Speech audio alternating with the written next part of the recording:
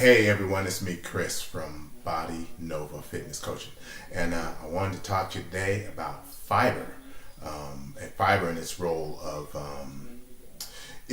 in improving your health or making sure that you're staying healthy and things like that.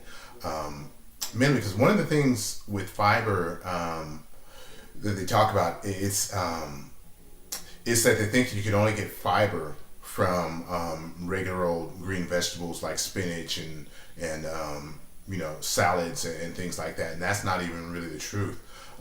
You'll be surprised. I'll give you the list later of some of the foods with the most fiber, and you'll be surprised at some of the foods on the list that are highest in fiber.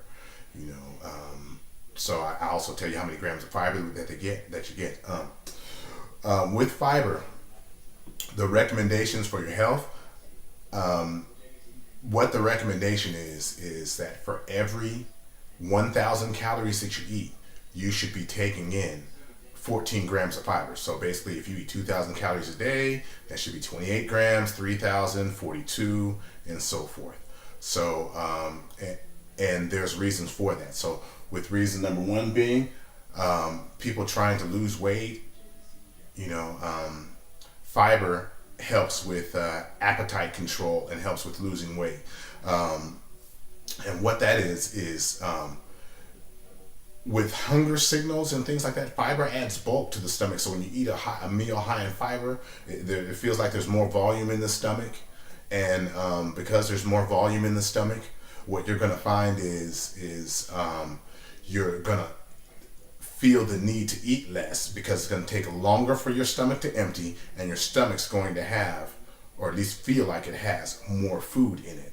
So that'll work in two ways. If you're not hungry, you're going to eat less, and if there's more bulk in the stomach, your appetite won't kick in, and you won't want to eat as much. So that's the deal there. Anyway, with second, it helps with blood sugar control, which also will help with weight loss. Fiber slows down the emptying of the stomach, and so what that does is when let's say if you have a meal that has carbs in it, but it's also high in fiber, the sugars are going to hit your bloodstream at a slower rate. Now, with a lot of people in weight losses, they eat, or needing to lose weight, is they eat processed foods with no fiber that are high in sugar, and their blood sugar level rises sky high, and then the body has to get the sugars out of the bloodstream, so it wipes away everything very quickly, and then you have low blood sugar, and then you want to eat again. Okay, so fiber slows it down, so not as much sugar hits your bloodstream at once, and you don't have this cycle of up down with your blood sugar levels and your energy levels and things like that. Fiber helps balance that, or helps that keep from getting too high. All right. The other ones that I'm sure you care too much about, it's the risk of high cholesterol. With cholesterol, when you eat fiber, the fiber mixes with your bile when you go through digestion, and the bile, of course, your bile contains your cholesterol. So that's how the fiber helps with your help lower your cholesterol levels, because it gets excreted. Other things like estrogens and things like that are also snatched up by fiber, and it helps you excrete those also.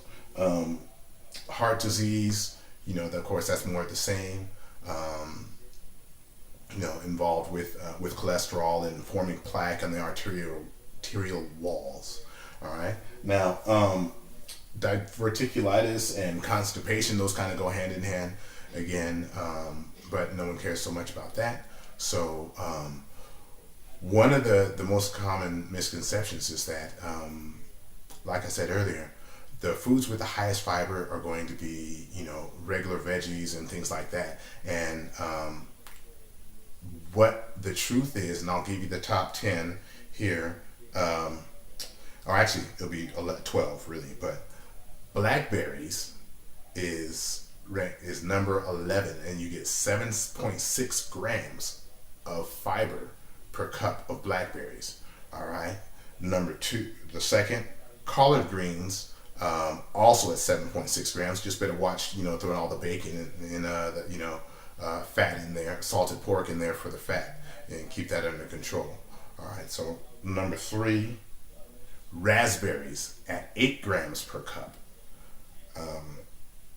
4, kidney beans. Now this goes up a whole lot higher, and that's 13.1 grams of fiber per cup. So at 2,000 calories, you have a cup of black beans, so not black beans, kidney beans, and a cup of kidney beans, and you're almost at your at half of your intake.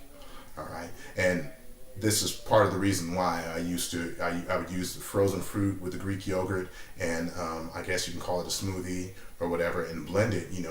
2 cups, 1 cup of blackberries, 1 cup of raspberries, and you have a whole lot of fiber in that, and maybe add some chia seeds or flax seeds to that, and you have a drink that tastes well, and some stevia for sweetness. But you have a drink that tastes pretty good, and you have a lot of nutrition also with those antioxidants.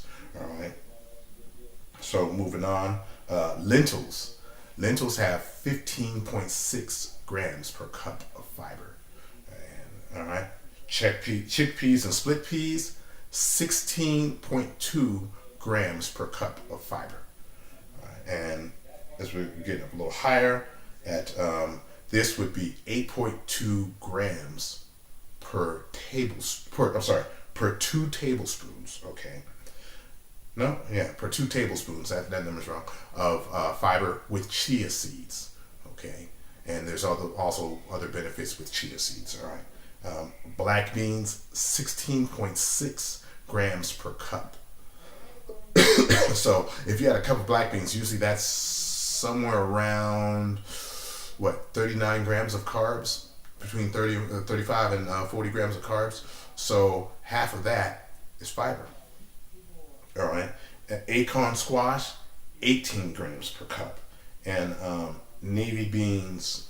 Navy beans was a little bit higher, and I do not remember the number of navy beans, but that was the highest for your fiber. So just remember that there's 2 types of fiber. Soluble fiber and insoluble fiber. So with the soluble fiber, it mixes in water. That's a solute mixes in water, and it basically gets mixed in water.